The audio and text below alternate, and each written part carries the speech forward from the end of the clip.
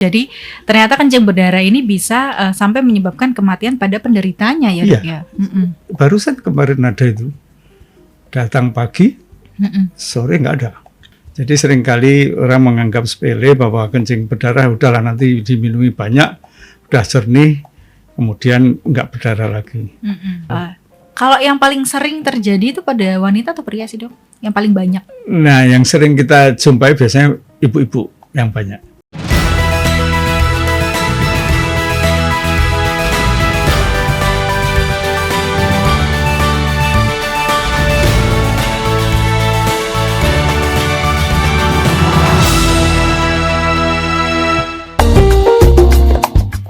Assalamualaikum warahmatullahi wabarakatuh.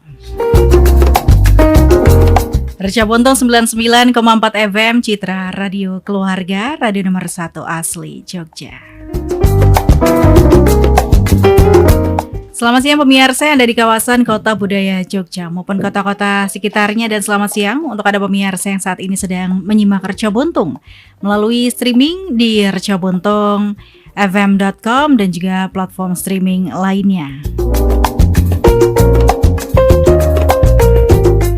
Dan selamat siang pemirsa untuk Anda. Hari ini kita berjumpa kembali dalam Bincang Siang untuk hari Selasa ya, di tanggal 11 Juli 2023.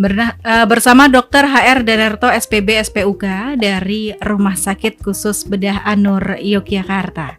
Dan untuk Anda pemirsa dapat bergabung melalui WhatsApp dan SMS Reca Bontong di 081 668 0144. Dan hari ini pemirsa kita sudah kedatangan Dr. Danarto yang kita akan membahas tema yang menarik hari ini ya, yaitu kencing berdarah ya.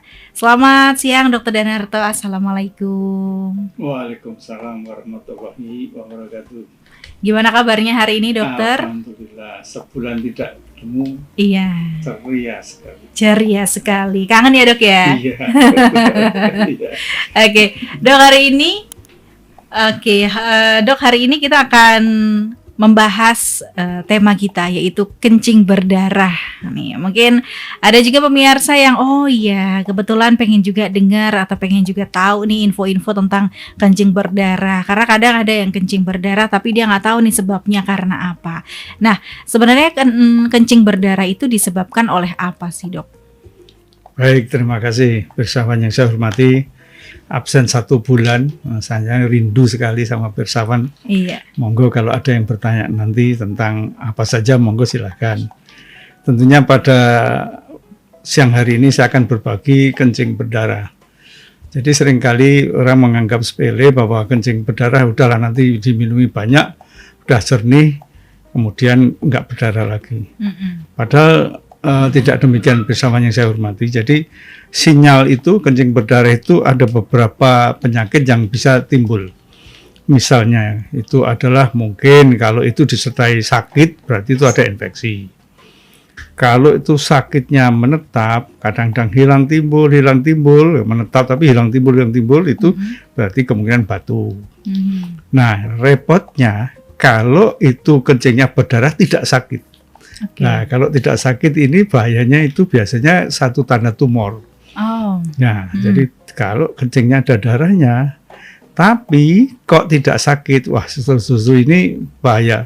Akan tetapi seringkali saya menemukan pasien itu sudah lama, Dok, saya sudah 6 bulan kencing berdarah, tiba-tiba baru muncul karena makin ada jendalan-jendalan gitu. Nah, itu seringkali kita jumpai, entah itu tumor ginjal, itu tumor kandung kencing. Nah, itu menjadikan repot. Maka pada kesempatan siang hari ini, monggo silakan kalau ada satu hal yang perlu ditanyakan pada saya, karena terus terang seringkali terlambat. Nah, datangnya itu sudah terlambat. Kalau itu batu di ginjal, itu juga nggak sakit. Ya tenang aja, cuma tiba-tiba kok ada darah, secara periodik muncul ada darah kencing. Nah, ini repotnya apa? Sampai besar sekali, sampai fungsi ginjalnya nanti menurun. Nah ini yang seringkali bersama yang saya hormati, maka topik ini saya angkat di permukaan supaya panjenengan sedaya tahu kalau menghadapi kayak gitu jangan disepelekan terus minum banyak. Kadang-kadang ya ini yang kadang-kadang seringkali teman sahabat yang di daerah dikasih obat supaya berhenti darahnya. Ya itu justru malah menutupi masalahnya. Maka bersama yang saya hormati, periksakanlah kalau ada kencingnya berdarah, paling kan dicek urinnya, kemudian nanti di USG organ-organnya ada masalah apa enggak.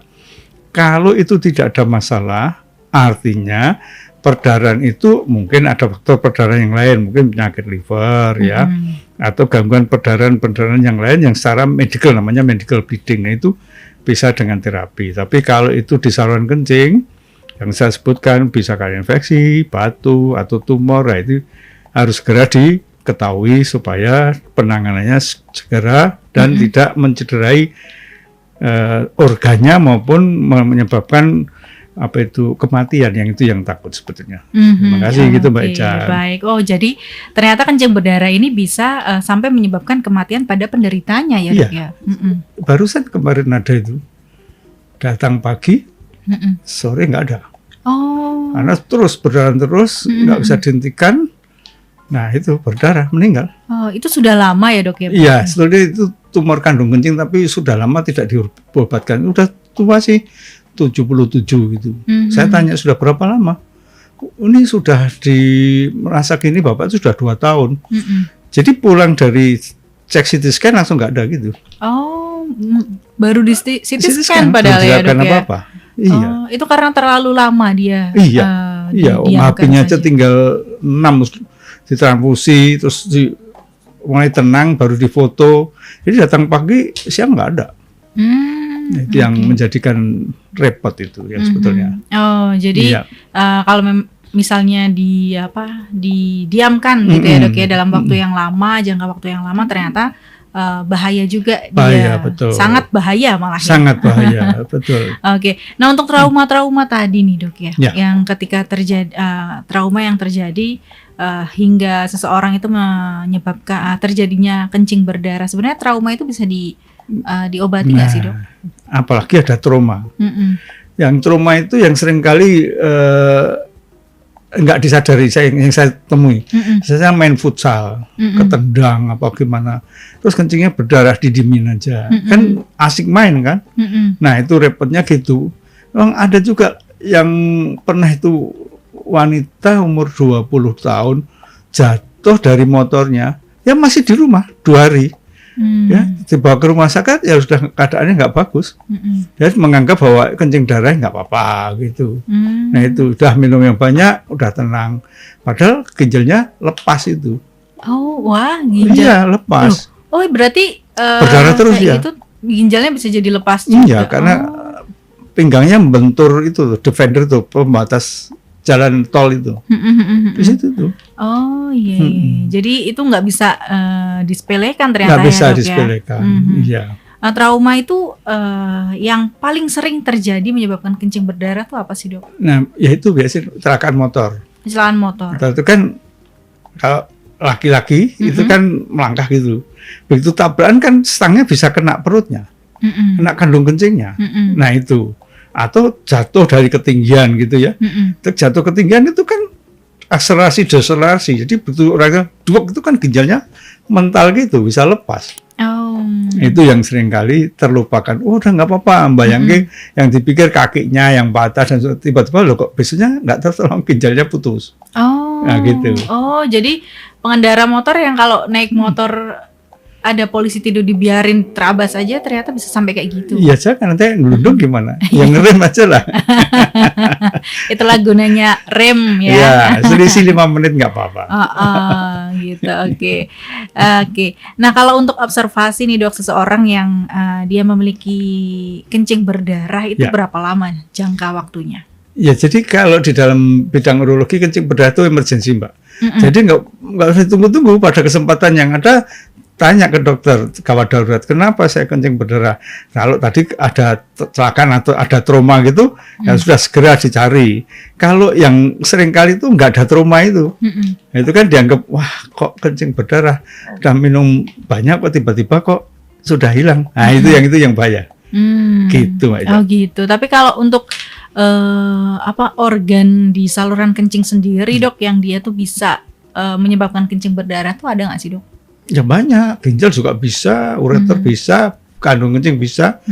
Kalau orang tua laki-laki prostat juga bisa.